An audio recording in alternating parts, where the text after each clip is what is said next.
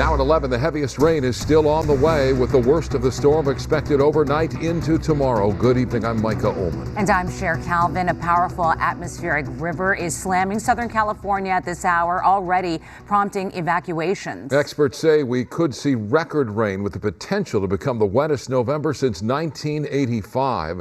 Several inches of rain could drench the region, possibly bringing an early end to the fire season, but also bringing the risk of dangerous and damaging flooding, mudslides, and land movement. From the coast to the inland communities, the foothills, and our valleys, we have reporters all over our area. First to meteorologist Vera Jimenez with a look at what we can expect tonight and over the weekend. Vera. Thank you so much, Micah. Well, you can see that the Max Doppler is still working. It started working earlier today, and it has been non-stop, and it is going to continue at least through tomorrow. We could see a break late afternoon, early evening, but again, it is just going to pick up even in the evening hours after that small break. So here's what we have. We have the rain starting to move towards the northeast, and as we head up towards, let's say, Barstow, Boron, we are looking at that rain moving a little bit closer to the north, and we're going to continue to see that pattern tonight into tomorrow as we take a nice wide look at this model. This is going to be the Futurecast, so this is what it's going to look like tonight at 11:30. Essentially, not a lot of change, but that heavier rain is going to move overnight. So if you do have to get up early and go to work tomorrow, make sure that you give yourself time, because that morning commute on Saturday, I mean, many people really work on Saturday. It's a regular work day for many. So this is what you can expect. And again, where you see the reds, that's where we have the potential for some of those thunderstorms to develop. That's where we'll see those gusty winds, those rainfall rates that are going to be anywhere between a half an inch and an inch of rain. And that is why we do have now a flood advisory. Keep in mind that it has been upgraded from a watch to an advisory. We'll send it back to you guys for now. All right, Vera, thank you. Los Angeles Mayor Karen Bass is warning residents that this storm poses a serious threat and to stay home and out of harm's way if possible. Mayor Bass also says the city is prepared with crews already deployed to some of the most vulnerable areas. KTLA's Rachel Menitoff joins us live from Laurel Canyon, one area of concern tonight, with a look at how the city is preparing. Rachel? Cher, Micah, the city isn't certain which areas are going to get the most rain, but these kinds of conditions can certainly cause flooding in low-lying areas near the freeways and small rock slides in canyons like this one. Expecting some less than ideal driving conditions, hoping everybody stays safe on the road. People in Studio City bracing for a burst of wet weather. I recognize that the past few years have included some of LA's most extreme weather events in history. The chief meteorologist at the National Weather Service saying he in no way wants to cause panic, but simply caution Southern Californians for the next 24 to 36 hours, potentially hazardous conditions blanketing the region, with the most concerning hours forecasted between 1 in the morning and sometimes Saturday afternoon. The nature of this system is such that we can't be certain about exactly when and where these impacts will strike until right before they occur at the earliest. If and when winds pick up, best to be inside at the lowest point in your house, away from windows if possible. Our Emergency Operations Center has been activated, and city crews are on standby to respond to any fallen trees or impacts to roadways. Swiftwater rescue teams are already to go in the San Fernando Valley, where some areas are already seeing minor flooding. And if the daytime showers are any indication, drivers need to slow down and keep distance between the cars in front of them. Sky 5 captured a car careening down an embankment on the 605 South in the City of Industry. And in West LA near the 10 West, the CHP cleared an overturned pickup on the shoulder. A massive tree also came toppling down onto a truck parked in the Westlake district. LA city officials say canyon communities are also vulnerable during storms. Ken Jameson has experienced it firsthand driving through Laurel Canyon. A lot of flooding since there's low-level areas there. And I mean, any small inconvenience will just stop up traffic completely.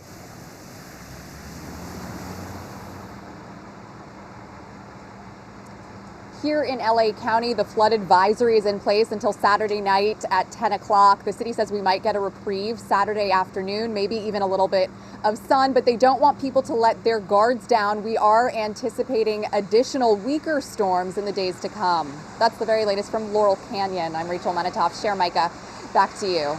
Rachel, thank you. Meanwhile, residents who live near the Palisades and Malibu burn scar areas are on alert as the storm's intensity increases overnight.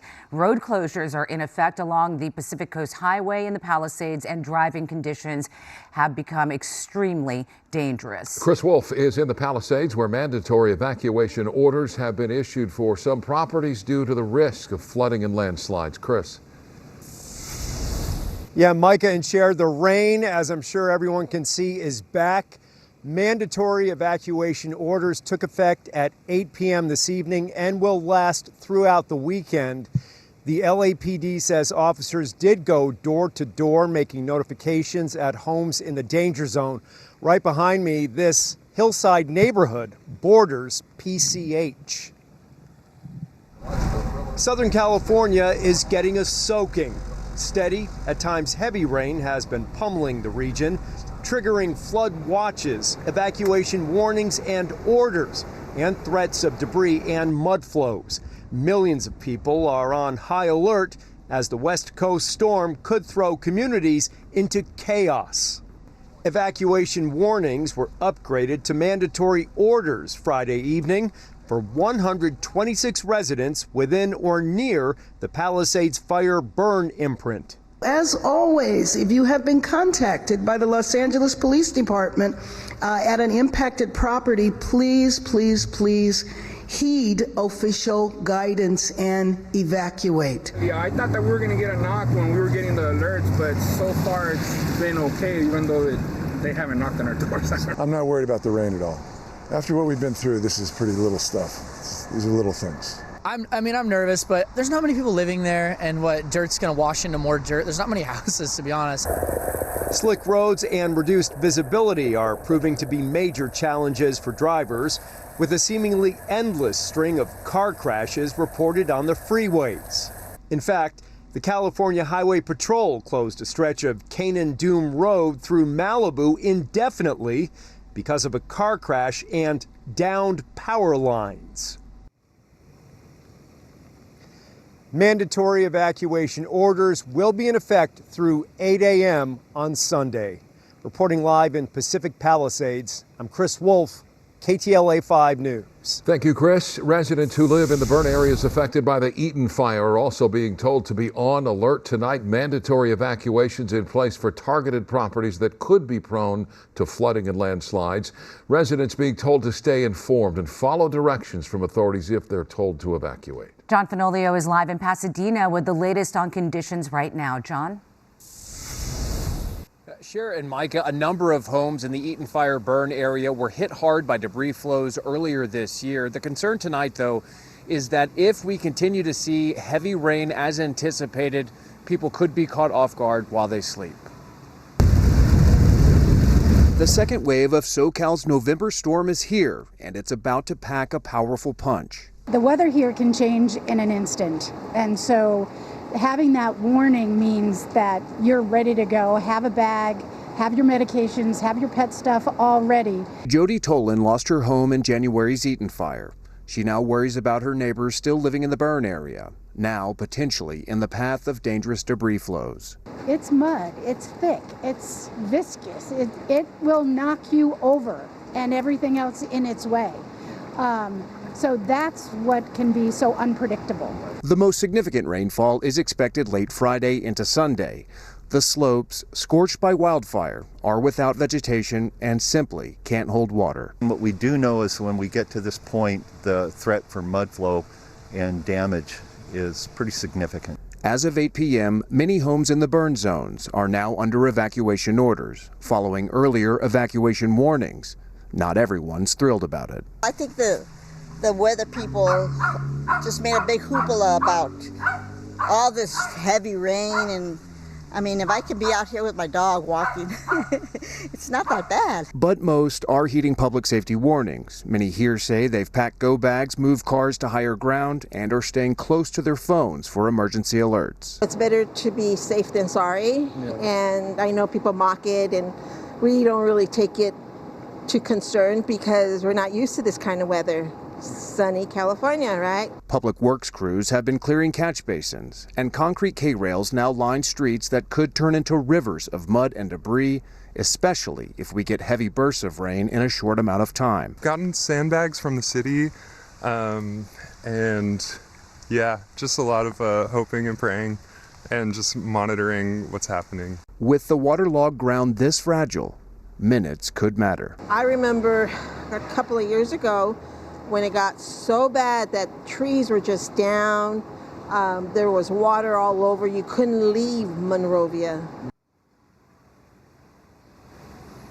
All right, so stay ready and have a plan. You can sign up for emergency alerts at ready.lacounty.gov. We're live in Pasadena. I'm John Fenolio, sending it back to you in Hollywood. John, thank you. And residents in the South Bay, especially in areas affected by our recent landslides, are hoping the rains don't cause more damage to their properties or to the bluffs along the coast. And with the heaviest rain still ahead, residents say it's going to be a long weekend of worry and concern, and they hope that the rains do minimal damage. Mary Beth McDade is live in Rancho Palos Verdes with details and reaction from worried residents. MB. Yeah, hey there, Mike and Sherry. You know, for several hours up here in Rancho Palos Verdes, it was just pouring down so hard. And then around 9 o'clock, basically since then on, we've been just seeing some light rain. And of course, as we've all been saying, the heaviest rain is going to hit overnight. And in an area known for land movement, it has left some on high alert. As forecasted, rain is pouring down on the Palos Verdes Peninsula. I love the rain, you know. We need the rain. Yeah, in California. It's a little frightening, except, like I said, I'm a pluviophile. I love the rain. I've got Irish blood in me, and, no, I love it. For some, the rain is a welcome sight. But in areas such as Rancho Palos Verdes, there are several spots that, for some people, are cause for concern. We get landslides, so it's possible that could have an effect. And then there's this one road over here that always has constant land movements too, and then it's really hilly, so won't be on that road. She's talking about a stretch of Palos Verdes Drive South and the ongoing land movement issues due to the 700-acre Portuguese Bend landslide complex, which impacts several neighborhoods, including Seaview and Portuguese Bend.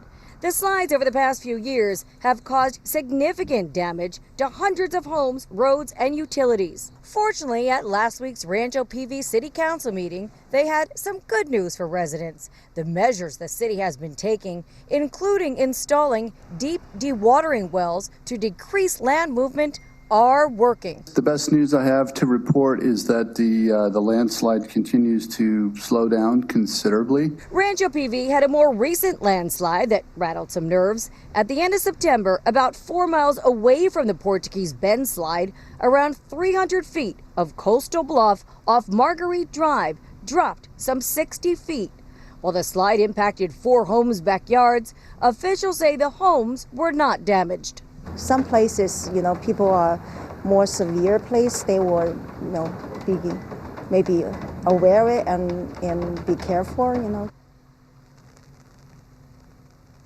And I do have calls into city officials to find out where things stand with the investigation of these 4 homes and, you know, what may have caused part of their backyards to go sliding down the cliff. For now, reporting live here in Rancho Palos Verdes, Mary Beth McDade. We'll send it back to you guys in the studio. Thank you, Mary Beth.